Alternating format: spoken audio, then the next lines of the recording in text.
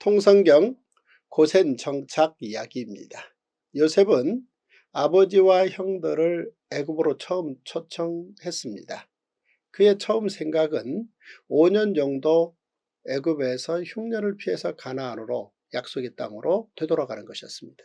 근데 문제는 아버지 야곱을 통해서 하나님의 큰 그림이 5년을 기반으로 수백 년을 애굽에서 머물게 한 후 민족을 만들어서 다시 가나안으로 돌아가게 하는 것.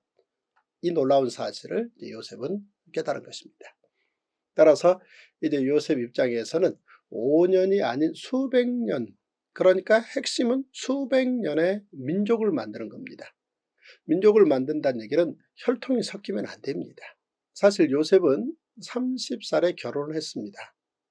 문제는 자기 의지대로 결혼한 게 아닙니다. 애굽이라는 여러 정치 환경 속에서 그는 애굽 여인과 결혼을 한 것입니다. 따라서 지금 애굽에서 머물게 되는 자신의 모든 형들의 자녀들, 그들이 애굽의 민족들과 결혼할 가능성이 아주 높습니다. 그러면 수백 년 동안 애굽에서 사는 동안 그들은 애굽 민족에 동화되고 말 것입니다. 따라서 요셉이 여기에서 특단의 조치를 취해야 된다라는 판단이었고, 그 특단의 조치의 핵심이 직업을 선택하는 것입니다. 즉 애굽 사람들과 함께 살되 섞이지 않을 수 있는 방법은 그 당시 애굽이 붙들고 있는 최첨단 농업이라는 산업과 이 농업이라는 산업을 최첨단으로 붙들고 있으면서 자부심을 가지고 있는 애굽 민족들이 바로 요셉의 가족들에 대해서 직업상 그들과 가까이 하지 않고 멀리하며 심지어 경멸하는, 그래서 결국 이 교류 관계라는 게 결혼 관계로 이어지지 않도록 만들어야 되겠다. 요셉은 이렇게 결정을 한 거죠. 적절하게 머물러야 되는 땅을 이제 고센 땅으로 정해놓고, 문제는 이제 바로 왕과 직업이라는 측면에서 여러 가지 상황상 고센 땅이 좋다라는 쪽으로 시나리오를 짜놓고 형들과 미리 약속을 합니다. 요셉이 형들에게 말합니다. 바로가 당신들을 불러서 너희의 직업이 무엇이냐 물을 거라는 거죠.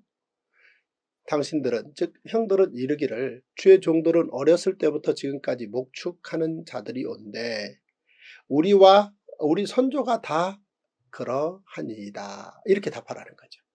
그러니까 한마디로 목축밖에 할 수 있는 일이 없습니다. 이렇게 얘기하라는 거죠. 농경사회로 직업을 바꿀 수 없다라는 얘기, 그리고 다른 어떤 산업에 속해서 일할 수 없다라고 잘라 얘기하라는 거죠.